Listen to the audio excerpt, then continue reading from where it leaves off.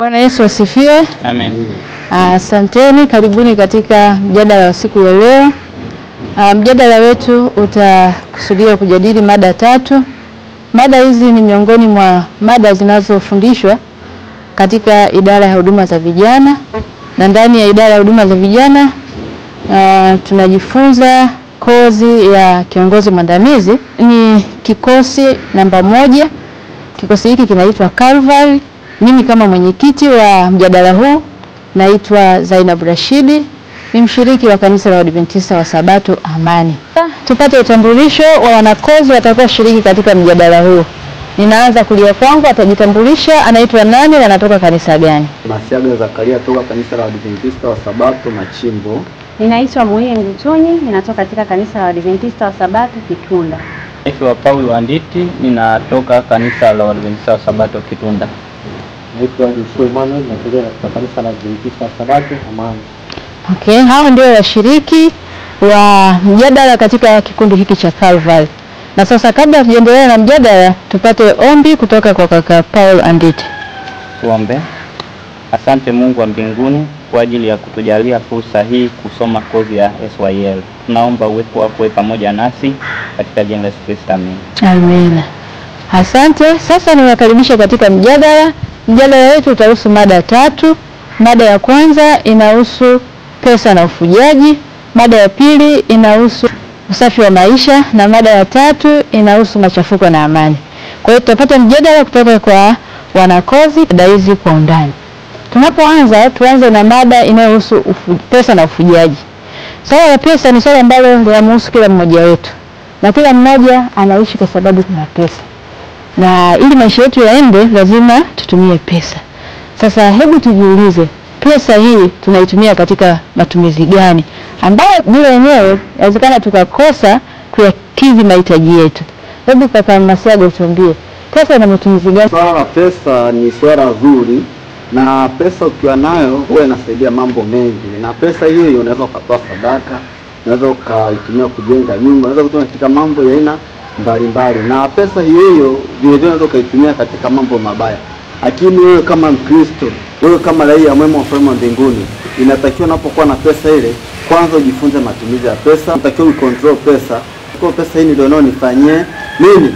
Na pesa hiyo unapokuwa unayo lazima ikufanye uwe raia mwema wa mbinguni, ambapo katika pesa hiyo itakusababisha utoe sadaka, pesa hiyo itakusababisha umjue Mungu zaidi. Na vile vile pesa hiyo unapokuwa nayo lazima ujue matumizi sahihi na matumizi ambayo si sahihi. Na katika pesa hiyo itakufanya wewe uwe na familia bora na familia ambayo si bora. Na katika pesa hiyo itakufanya wewe umtumikie Mungu sahihi, na vile vile usimtumikie Mungu kisahihi iwapo utajua kucontrol pesa. Na pesa hiyo unaweza ukamtolea Mungu sadaka, na pesa hiyo itakusababisha ukatae kumtolea Mungu sadaka. Kwa hiyo kama Mkristo na raia mwema wa ufalme wa mbinguni, inatakiwa pesa uitumie katika matumizi ambayo ni safi na sahihi, ambayo Mungu atakubariki. Pesa itakufanya ubariki. Pesa si dhambi. Mwenyezi Mungu alitubariki vitu hivi tuvitumie. Asante. Kumbe pesa ina pande mbili. Matumizi sahihi atakufanya uelekee katika njia sahihi. Matumizi yasiyo sahihi yanaweza yakakupotosha. Hebu tusikie kutoka kwa Joshua.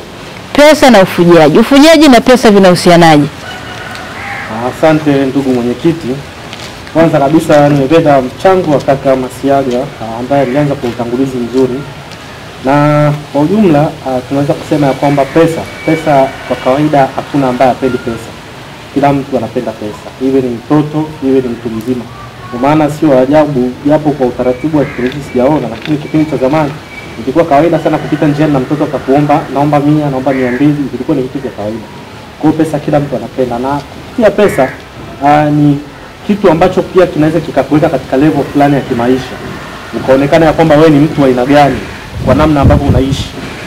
Kuna maisha ambayo mtu unaweza ukaishi ukaonekana una pesa au ukaonekana una pesa. Lakini kwenye swala zima la ufujaji wa pesa ni namna ambavyo kunakuwa na utumiaji mbovu wa pesa. Na pia tunaweza kusema kwamba kutokuweka malengo mazuri na pesa. Yaani unakuwa mtu ambaye ukitoka eneo hili unanunua hichi, umeona barafu hapa unanunua barafu, umeona karanga unanunua karanga, umeona ice cream unanunua ice cream. Yaani unakuwa una mpangilio mzuri wa pesa. Huu unakuwa kama ni ufujaji wa pesa kwa sababu pesa haina malengo. Na daima pesa kama hii huwa haidumu hata siku moja. Okay. Kwa hiyo inashauriwa ya kwamba unapopata pesa jitahidi kuweka malengo ili pesa hiyo iweze kudumu. Okay. Dada Muhiri, unaweza ukatuambia madhara ya ufujaji wa pesa? Okay. Madhara ya ufujaji wa pesa, kwanza mtu anapotumia pesa yake vibaya inaweza ikamrudia yeye mwenyewe.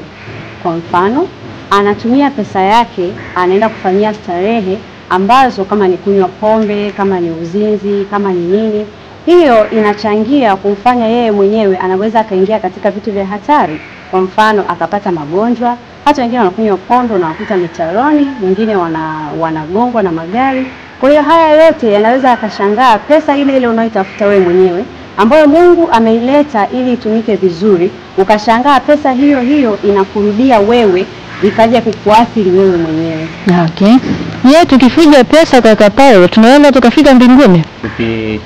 Tukifanya matumizi mabaya ya pesa, hatuwezi tukafika mbinguni, kwa sababu cha kwanza ni dhambi, lakini pia cha pili tutakosa kufanya yale mahitaji ya msingi. Kwa mfano, katika swala zima la utume inatakiwa tutumie pesa, lakini sasa tunaposhindwa kufanya swala la utume kwa sababu ya kukosa hela kwa matumizi ambayo tuliyatumia mabaya, pia ni dhambi ambayo tunakwamisha kazi ya Mungu, na kukwamisha kazi ya Mungu inaweza ikatuzuia tusifike mbinguni.